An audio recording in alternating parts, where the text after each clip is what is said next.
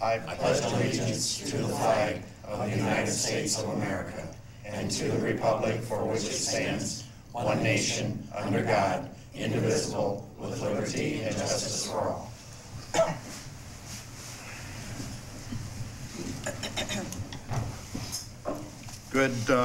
Good morning and welcome to the Bryan City Council meeting, the special meeting for Wednesday, December 27th. First item on the agenda is to approve the minutes of the December 18th meeting. Council, you have that in front of you. A motion to approve the minutes as written. Second. Carrie? Yes. Judy? Yes. Keith? Yes. Tommy? Yes. Greg? Yes.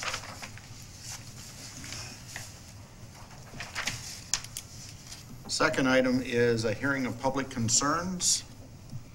I see no one coming forward, and so we'll move on to the third item, which is an ordinance. Lori, please number and read. Ordinance number 57, 2017. An ordinance providing for annual appropriations for the city of Bryan for the fiscal year ending December 31st, 2018, and declaring an emergency. Okay, a lot of hard work has gone into the 2018 budget. Rick Hoopy and Carrie Slade were on the budget committee as well as all the department heads, and they worked very hard to put this budget together. And briefly, we'll go over some things today and hopefully get this budget passed so you can move forward for the new year. If you take your budget sheet here that you have and turn it to the very last page of that.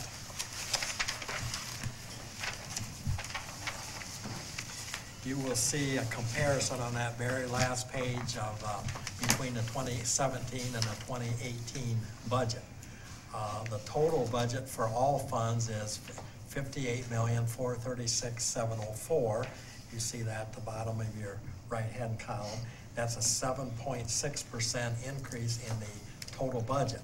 Total council budget for 2018 is $26,594,396 compared to $25,351,436, or a 4.9 increase from the year before. The budget of the Bryan Municipal Utilities then is $31,842,308 compared to $28,932,749, or an increase of 10.1%. The 401 capital improvement is right up on that sheet. You will see that that is a decrease of $1,805,000 compared to $1,455,000 in 2018, or a decrease of 19%. Brian Whelan will speak about the projects done in 2018 for capital, and Kevin Maynard will talk about BMU. Before we do that, we have a chart here to show you what our general fund is. Take a look at that.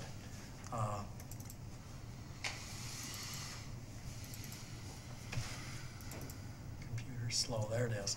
There's your general fund comparison with the city attorney, cemetery, clerk, treasurer, council, all the way down through, and that basically hasn't changed very much. It's a 1.46 total increase in just the general fund, and most of them are we had actually the municipal court was a decrease, and the police department was a decrease, and most of them have stayed the same as you see that along the line. So that's the general fund. So the general fund is not really a cause for the bigger increase, but it's going to be more in capital projects, as you will find. So at this time, Brian Whelan will talk about capital projects for the city, and then we'll turn that over to Kevin for the BMU.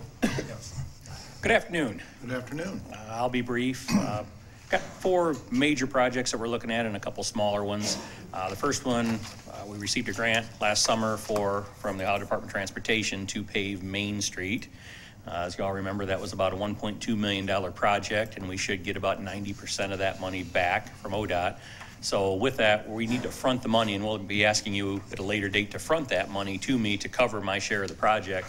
But we kind of left the rest of the spending a little bit lower this year, just in anticipation that, and with timing-wise, with our staffing and inspectors and so forth, we know that's going to be a July to August let project for August, September, early October construction. So I'm going to kind of front-end load my work a little bit this year with some projects, so my inspector's available for that time, because that's pretty critical to have him there full-time. So with the Main Street project, that'll be the biggest one that's gobbling up. We're going to do a joint project with Bryan Municipal Utilities. They want to do some lighting in the 200 block of West Butler, and I want to do some ADA, Americans with Disabilities work in there as well. We've got some pathway issues there with some trees in the way and some other things. It's just not real handicap friendly in that area. So we're going to get together. Kevin and said, hey, we'd like to do some lighting. And I said, hey, I'd like to do some sidewalk repair. So between the two of those, we'll, take care of some accessibility issues and maybe get some new trees in there. And that's a pretty small project. I think Kevin and I are still trying to work out exactly who's covering what, but that is a joint project you'll see from us next year. The asphalt program is one of my bigger programs next year. I mean, obviously with Main Street, but on top of that, we look at streets that are 16 to 20 years since they've been paved, higher traffic areas, and actually Union Street is up. I think that was built in 96 or 97. I'd have to look at the maps, so that's lived its life. So that's a pretty expensive chunk of change to do that street from north to south as well, because it's 3 lanes, in some places 4. I mean, it's fairly wide in through there. So by the time we tackle that, and then while we're in that area, we're going to hit East Wilson Street from Union on out east, out as far as what the city limits are as well. And that's going to be the $500,000 to $600,000 price range on that particular project there for those two combined. Now with that, we're using 401 funds and also our gas tax money. I usually save gas tax money for a year that we spend a lot, or in the year we need it, rather than spend $20,000 or $30,000 a year. I wait until I can spend $200,000 to $300,000, and we're really behind on budgets that'll really help us out. So we're going to tap that this year as well and take $200,000 to $300,000. I think we have $200,000 appropriated, but I may ask you for a bigger appropriation on that because there's ample money in that fund. When it comes time to bid that, we may ask for a little additional funds to help cover that as well, because the money's there. And let's see. Lastly, I want to do some storm sewer work out in the old industrial park. We have some issues out there. I don't want to say flooding, because when you say flooding, people think, oh no, they panic, but we have some water issues. Years ago, when the last phase of that industrial park was built, the street was put in and storm sewers were put in, but nobody ever looked at expanding the retention basin. And now that we're getting more businesses in there and more stormwater flowing into that retention basin, it's actually surcharged. And that smaller retention basin, surcharged, is causing issues for some of the industries out there. And some industries are hesitant to add on or even relocate out there in that portion because of the water issues we have when we get a 2+ inch rainfall event. You can all remember there's a business down there that's had water in their truck docks, and we want to try and address that. So we had done a storm sewer study out there, stormwater study, at some point in time, probably in January or early February. The study's done, but we're trying to get the design plans completed so we know exactly how it's going to impact, because our stormwater retention basin is going to need to be tripled, if not quadrupled. And the unfortunate thing is now we need to conform to new EPA rules and regulations with this stormwater retention pond. So it's going to be bigger. There's going to be some polishing in it. It's not high dollar expensive. It's just we need to conform to the new rules compared to what we would have had to 10 years ago, where we just dug the pond and let the water go in. So I'll go into that in a future date, but that'll be $250,000, maybe $300,000, maybe a little more depending on what the final design works out there. But we need to do that because there's issues out there. So that's the 4 basic projects we have. There will be some other smaller ones that we'll tackle throughout the year, but the biggest ones I'm excited about are getting Union and Wilson paved and getting Main Street done. So that's about all I have. What year did we do high? Oh, it's been 4, maybe 5 years ago. Has it been that long? Yeah, yeah, it's been quite a few. We're right about at the end where we're actually going to have to restripe that. The new striping that we use is water-based, but that was a thermoplastic that you put down on new pavement. It's actually a thick layer of plastic, basically, that they put down there. It's like a 2-part epoxy. And we check that out every year, and it's getting to the point where it's about losing its retroreflectivity that we have. So it's going to be at the point where we're going to have to spend a little money just restriping every year, and it'll be down to the same. Well, we stripe it, and 3 weeks later, it's all worn down because it's water-based paint. So It is what it is. But so I know it's been at least 5, maybe even close to 6, based on the effect of what that retroreflectivity and the striping looks like there. So hopefully we should get 15 to 20 years out of that as well, because we've got more than 20 years out of Main Street. Now, obviously it needs it. You know, you can see we've done some repair work over time on it, but it's time. We finally applied for the grants and finally was able to get it, so we're excited.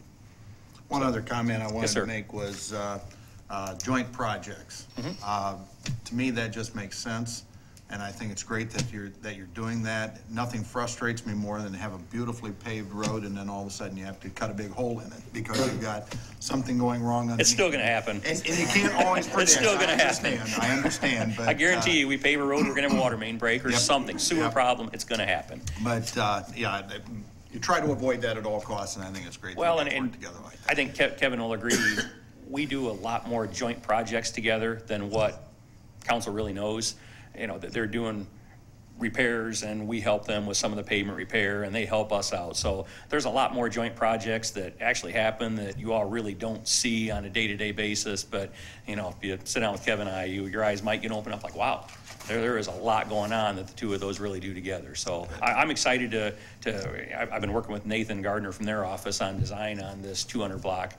We're actually going to do the initial topographic work here once it warms up again and get some of that laid out and then work with their guys on their pathways. And it's going to be fun to be working together. So looking forward to it. So with that.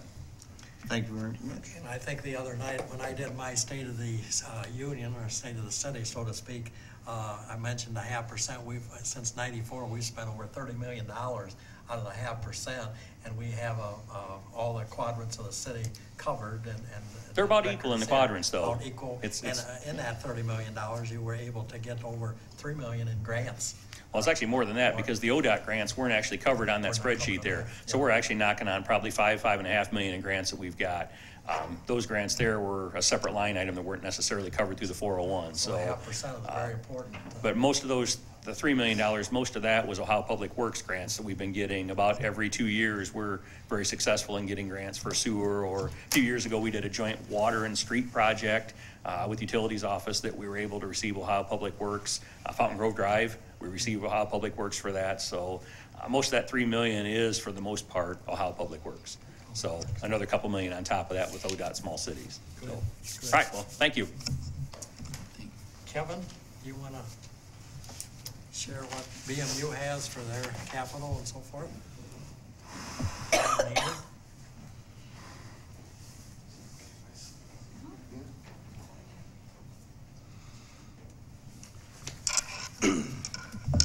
Thank you. In one of his last official acts, Mayor Johnson has issued an edict forbidding me from going through the budget presentation in detail with you this afternoon, but I brought copies along if you want to go through that, take a look at some additional information on the budget. He asked me to speak a little bit about some of the capital improvement projects that are included in the BMU 2018 budget. And the budget really was driven by trying to achieve outcomes in 4 key areas that are included in the Bryan Municipal Utilities mission statement. And those key areas of focus include reliable service, competitive rates, improving the quality of life in our community, and economic development. Providing reliable service and helping keep long-term rates competitive and stable, as well as ensuring that the infrastructure is in place to support economic development, requires a proactive rather than reactive approach to business.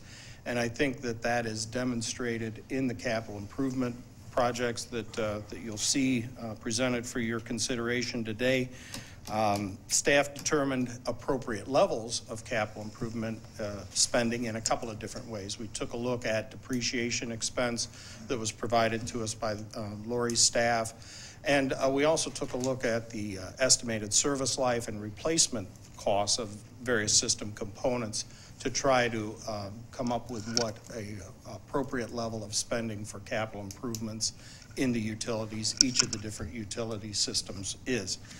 The proposed budget for each of the 3 utilities, electric is $5.7 million approximately, water about $818,000, communications $228,000, And the total proposed capital improvements budget for the utilities this year is approximately $6.8 million. Now, a big piece of that is the replacement of the Daggett substation. That's got an estimated cost of $3.8 million. We also have a significant water main improvement project on South Walnut Street and East South Street that I'll talk a little bit about. We anticipate financing those projects because of the size of the investment there. But on the electric side, in addition to the Daggett substation replacement, we're working on replacing 11 69,000 volt oil circuit breakers and 20 relays in 4 of the 5 substations at an estimated cost of approximately $429,000. Continuing our work of replacing direct buried underground electric cable in various neighborhoods. What happens in many of those cases, that was the standard of the day, was direct burying this underground cable, but it has a wire neutral that goes around the outside of the casing, and when it is in contact with certain ground conditions, it can corrode and lead to outages. So in anticipation of that, as it's nearing the end of its service life, we've been working for the last several years installing conduit and pulling new cabling in to be proactive and not wait for that to create service interruptions for our customers. That will continue next year.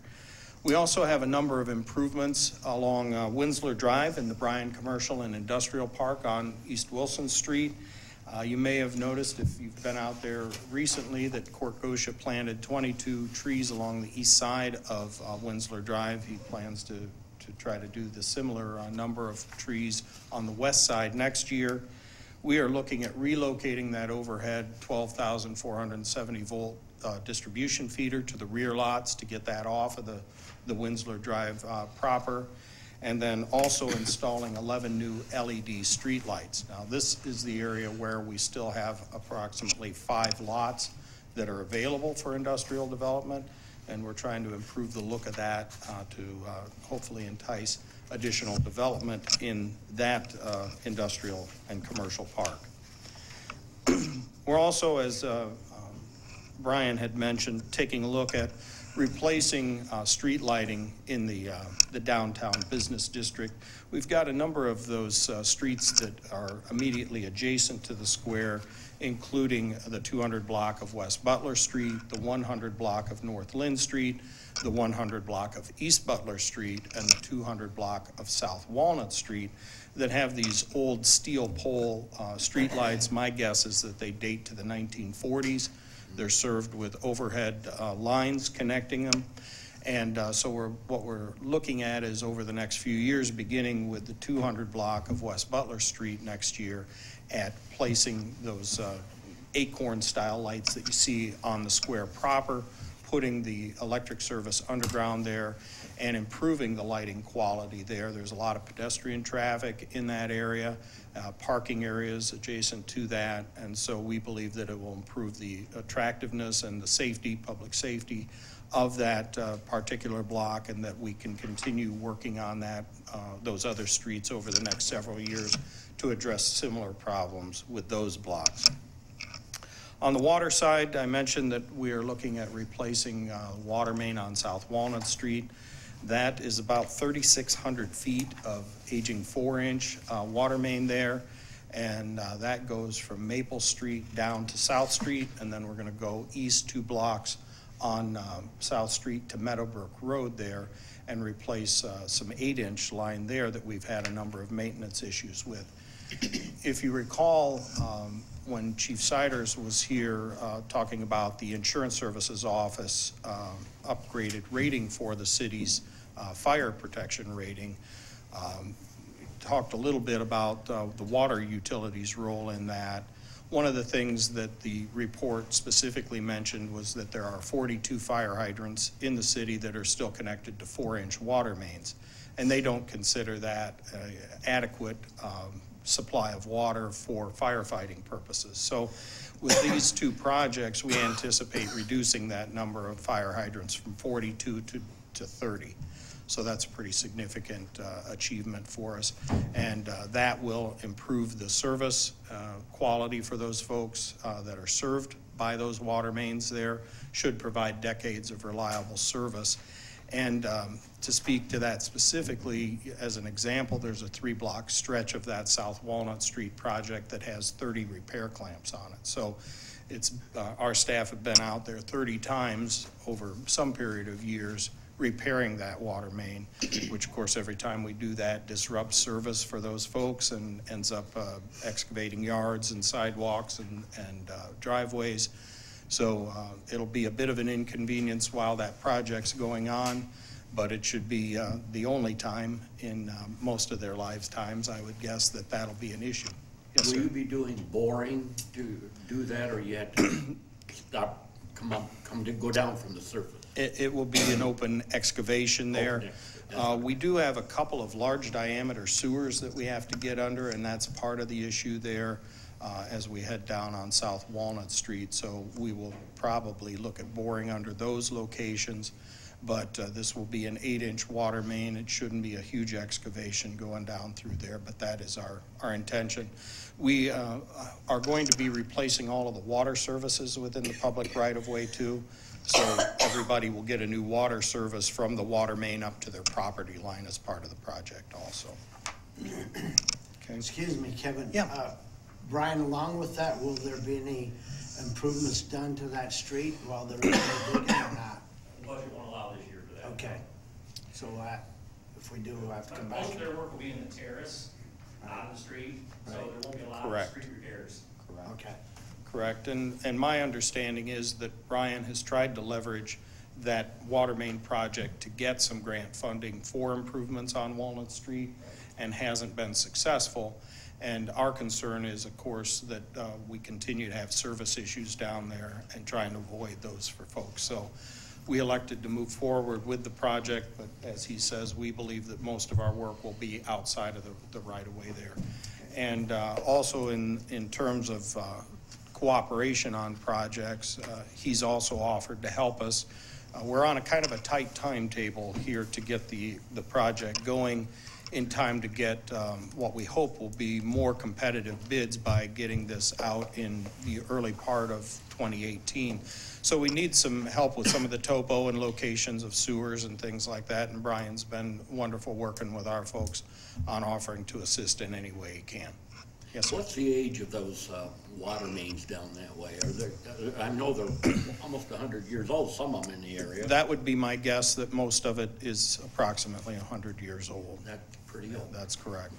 Yeah, it's pretty old, and you know, oftentimes the conditions inside of those, you may get tuberculation or other buildup in there that would take what's already a small diameter water main at 4 inches and reduce its capacity even more. Yeah. So this will be a big improvement there, and again, we'll continue to try to take a look at, on an annual basis, addressing those areas where we've had service issues, of course, first and foremost, but also on trying to improve fire protection for residents as well.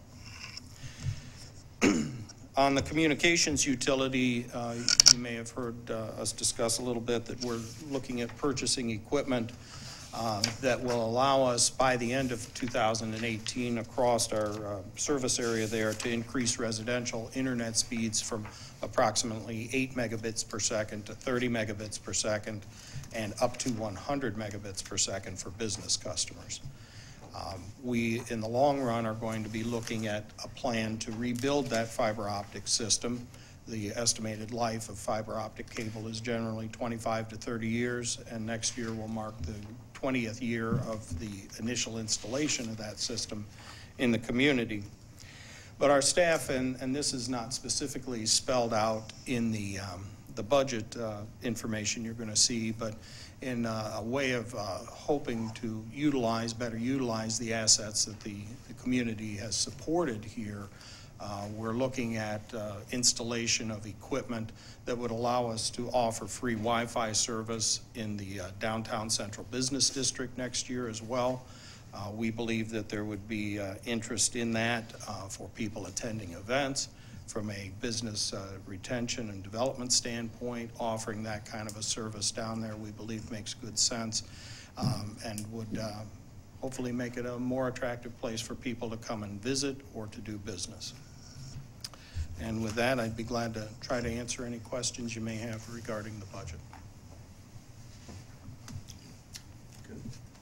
Kevin did a nice presentation for the BMU, and as they said, we heard it in the Budget Commission, and then we heard it at the BMU, and it's well received, well planned, and they have the dollars to be able to put into that. So, good job.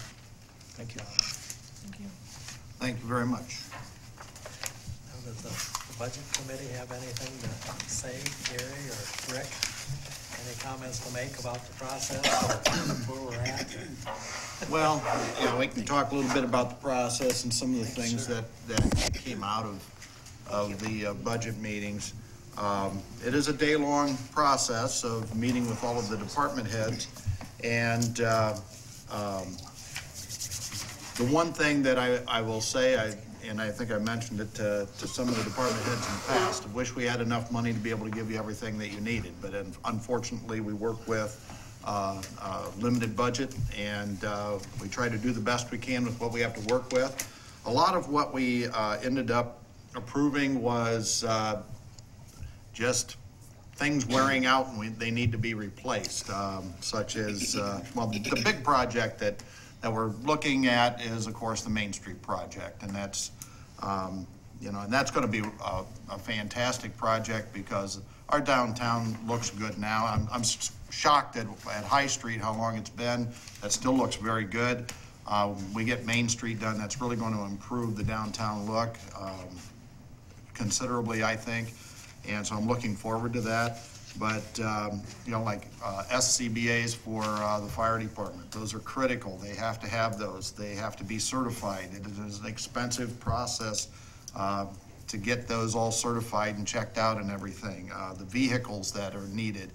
When you start talking about the street department, those vehicles are put into a very harsh environment every year, either because of snow and salt, or because of the use for trash pickup and all of the things that go into the city. They're used very heavily, and so those need to be replaced after a while. And when you start being able to look in one side of the car and you're seeing out the other, then it's probably time for it to be replaced. So probably the biggest thing that I want to say about, and this is a boon for all of our department heads. First of all, they do a fantastic job. But from the budget perspective, when they come to us in those budget meetings, they come to us with needs, not a pie-in-the-sky wish list. That makes Carrie's and my job much, much easier because we know that we're looking at things that are needs, and it's easier in one way because we're not looking at so many different things, but it's very difficult because we know what they've brought to us they need. And we have to determine based on the dollars that are available what we're going to be able to allow them to have that year and what they may have to wait another year for. So that is, I appreciate that from the perspective of Budget Committee, that you don't bring us a lot of things that are on the want list, and you do bring those needed items to us and make our jobs a little easier that way. Carrie, do you have anything you would like to add? I'd like to echo all of that, and you all did really great with your presentations, but I would also like to thank Lori. I know you put many, many weeks of time into this budget, and there were a lot of changes with the new mayor and the new utility director and a lot of last-minute things that you needed to deal with out of your control. So I appreciate your willingness to do that and the work you put in. Thank you. My last comment too was about Lori, and every day I'd ask her for that budget, and I did get it. That's why I made a comment, shouldn't have had it. She was hard to work with. I was just trying to get the budget out of her, and we did. And it's always been balanced, so we appreciate it. 7 years of perfect audit too, so keep up the good work, Lori. Anything else? I think that's it then. Move on to the next item. Yeah. Oh, that's right. We still haven't voted on anything, so we gotta. I move we suspend. I'll second. Keith? Yes. Tommy? Yes. Judy? Yes. Carrie? Yes. Rick? Yes. Move to approve. Second. Judy? Yes. Keith? Yes. Tommy? Yes. Carrie? Yes. Rick? Yes. Okay.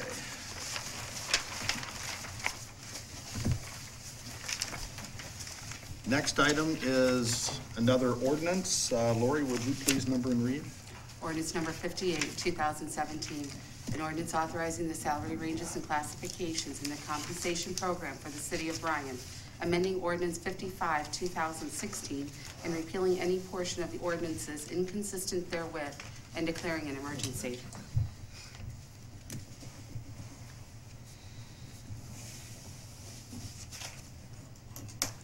Okay, this is an ordinance that we work very hard on this each year. We had Rick and Judy working on the wage committee all year. We thought we might have something a little bit different at this time, but we're still very similar to what we were last year. Basically, in the ranges 2 through 6 or 2 through 5, we really don't use any of those particular ranges in this ordinance.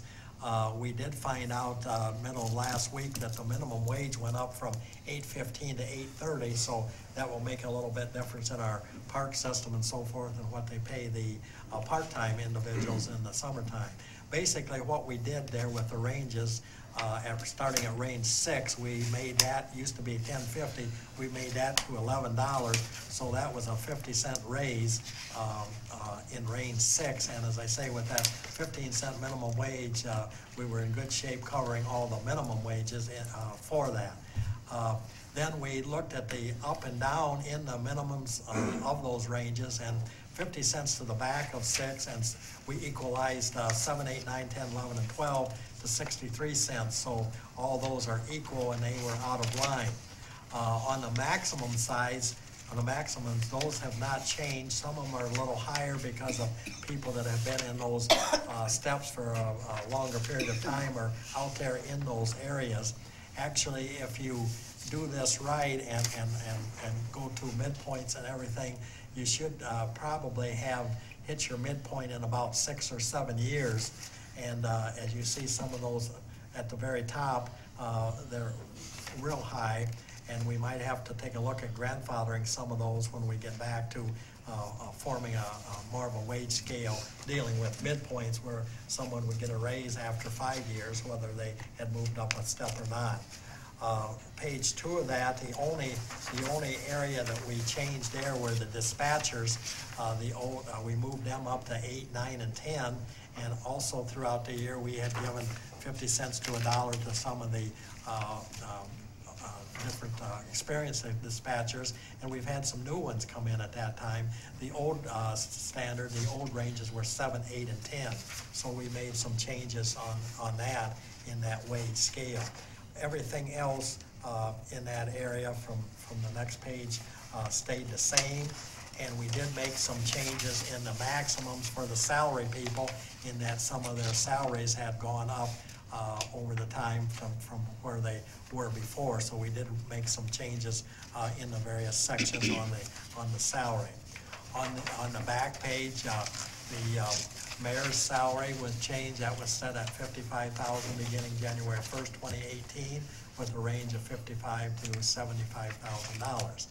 And the judge of the municipal court always sets the rate for that, the clerk, and that is $54,921.32.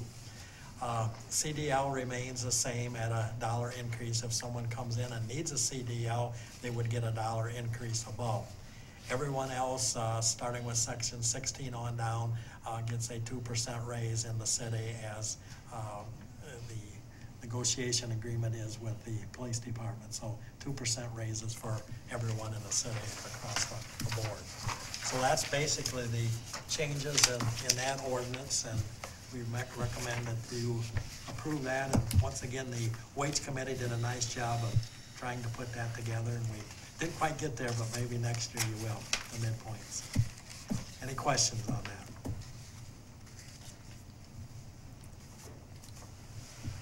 Make a motion, we suspend. Second. Tommy, Yes. Judy, Yes. Keith, Yes. Carrie, Abstain? Rick. Yes. Motion to approve. Second. Judy, Yes. Tommy, Yes. Keith, Yes. Carrie, Abstain. Rick. Yes. I want to make one comment on the wage committee. If anyone thought that the mayor, after he decided that he wasn't going to run again, had decided that he was just going to coast his way out, I will tell you that is not the case, because we worked feverishly on this wage plan. We tried a lot of different things, and I always knew I'd see my phone ring and it was the mayor on there, that he found another glitch in the works, and so, but he worked very, very hard on this, and I think needs to be commended for his hard work. And like I say, if you think that he's just coasting his way through to the end, that was not the case at all. So thank you very much, Mayor. Next item on the agenda is another ordinance. Lori, please number and read. Ordinance number 59, 2017, an ordinance hiring a city attorney and declaring an emergency. This is another very important position for the city, and when I came in, I have the privilege of being on the committee that hired Rhonda. She's been here all 16 years, and she keeps us out of trouble and has an enormous workload. And we certainly appreciate that, and we want her hired for another year. So, let's see, ordinance. Any comments? Doing a good job. I move we suspend. Second. Keith, Yes. Tommy, Yes. Judy, Yes. Carrie, Yes. Rick. Yes. Move to approve. Second. Carrie, Yes. Judy, Yes. Keith, Yes. Tommy, Yes. Rick. Yes.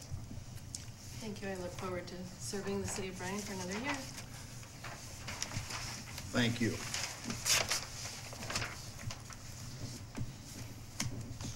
Next item on the agenda is employee status change.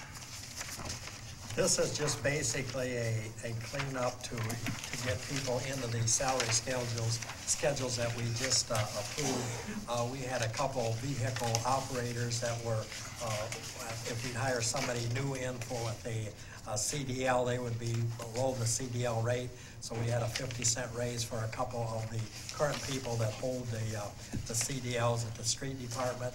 At the firefighter range, we also had a couple basic increases for some firefighters that were in range 9 due to the fact that we made those adjustments on that, a couple there. And then in the dispatchers too, as I say, we made a couple changes in the dispatcher. That's the big one we changed this year.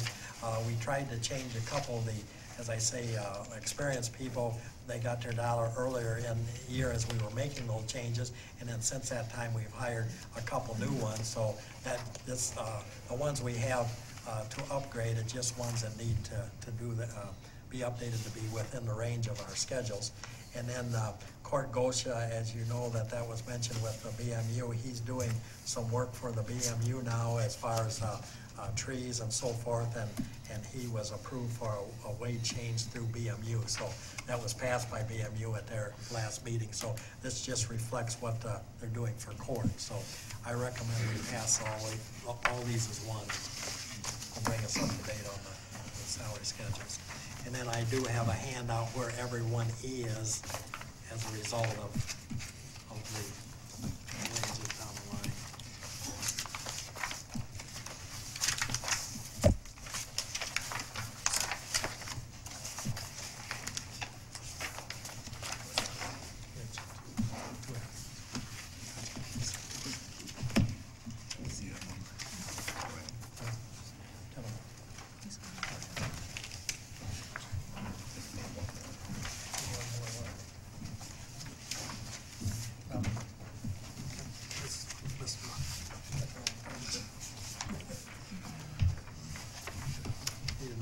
Yeah, I need more.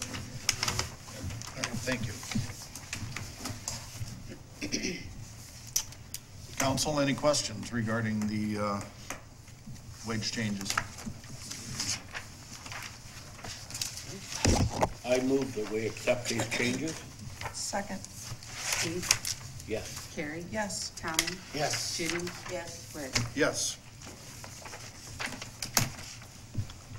We have one additional item. It is a resignation. Would you like me to read it? Yes, yeah. Dear Mayor Johnson and members of Bryan City Council, please accept my resignation from Bryan City Council effective at midnight on December 31st, 2017. It has been a pleasure to serve with you, and I look forward to serving the city as mayor. Thank you, Carrie Schlade. So Carrie resigns to replace me at midnight. Will you be up at that time, Keith? Probably. We all probably, I mean, it's New Year's Eve, or, yeah. I'll give you a call, guess what? Need a motion for that, just a motion for that. I'll make the motion. Second. Oh, sorry, Keith. Tommy Judy? got it. Yes. Tommy? Yes. Keith? Yes. Carrie? Abstain? Rick? Yes. Can't wait till I have to vote. Okay, that completes our agenda for this evening. We'll go around the room. Mr. Wheeler, anything additional? Chief Willis? Bryan? No, sir. Tyson? Chief Siders? Guess we're over here. Keith, this is your last meeting. This is it. The last meeting, I thought was our regular last meeting, and I was saying goodbye and thank you to everybody. And as everybody else went on, everybody else mentioned the mayor, and I didn't mention the mayor, so I was being very self-centered. So at this point, I'd like to say thank you, thank you, thank you to the mayor and all his support given to me over my 12 years. And I really appreciate it. It's been a great learning experience with working with everybody. And I think Lori and Rhonda are the only two that we didn't, that I didn't have a part in selecting as supervisors during my 12 years. Everybody else has been new except for those two.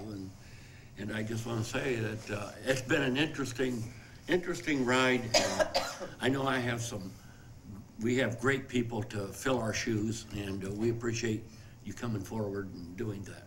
And again, to everybody, thank you, especially the mayor, thank you. Thank you. I want to make sure that I appreciate. All right, thank you. That's it.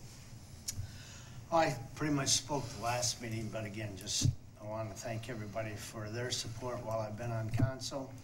Department heads, city council, president past, mayor, of course, Rhonda and Lori, definitely for their support and help. So again, thanks to everybody. Happy New Year. I'd just like to say again, thank you to Keith and to Tommy and Doug, and you all three made it so much easier for Carrie and I when we came on. Any questions we had, they were right there to answer and help us, and it really made it easier for us. So thank you, all three of you. Happy New Year, everyone. Carrie? I am excited that we hired the city attorney, rehired. Every year the charter requires that, so we will have all our department heads in place for my first January 2nd. I would again like to thank the mayor. You've let me come in and learn under you, and I appreciate that, and I feel that the city's gonna be smooth sailing. We're gonna keep it rolling as you've asked. Yep. And you enjoy your retirement, whatever that brings. Thank you. And Happy New Year. Lori? Thank you to the existing council members and, of course, Mayor Johnson for everything, and I'm looking forward to working with the new team when it comes in. Rhonda? Yes, again, thank you to those that are leaving and those that are coming on, and especially to the mayor. It's been, this 16 years has been short to me. I don't know if it seemed that to you, but it's gone by in the blink of an eye, and just appreciate your support. Mayor? I always have to have Monday, January 1st. 2018, trash will be picked up on Monday, January 1st, 2018. The city is closed that day, but it will do that. And I even snuck another one in here for you, Carrie, that on Martin Luther King Day, the city will be closed on Martin Luther King Day, the 15th. The council, or the garbage will be picked up on that day, however, along that line. So we got that already up for that. We have a couple things here that we want to do. We have a couple of people that are going off of council. And Rick has been so kind to get some plaques made in Fort County or some that. And what we have here is a certificate of appreciation for Keith Day. Keith, if you want to come up, and you can, your nameplate, you can take that. You can't take the holder because we. Because the budget committee didn't approve it. This is the Keith Day for his 12 years of experience on the council and service to the city.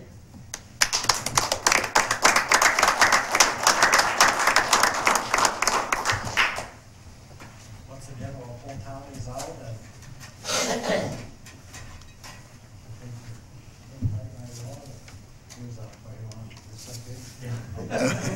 once again, congratulations.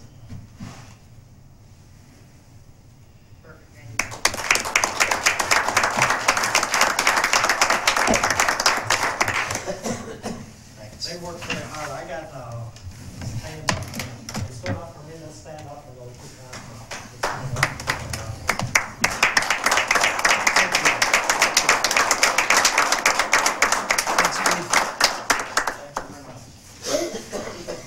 That's it for me, Rick. Okay, well, thank you very much, Mayor. All I have to say is, kind of wore my heart on my sleeve the last meeting, letting everybody know how strongly I feel about Keith and Tommy and of course the mayor, and I just want to say that council has been very, very good to me over the last almost 5 years, and we've made a lot of tough decisions, and a lot of that helping that to happen and for the city to keep moving forward is based on some of the things that have come from Keith and Tommy over the last several years. And probably more than what we've done as council members is I feel that Keith, Tommy, and the mayor are my friends, and they're good people on council and off, and I look forward to maintaining that friendship, and look forward to 2018. That who knows what it's going to throw at us, and we will certainly deal with whatever it does. And I'm looking forward to working with Mr. Betts and Ms.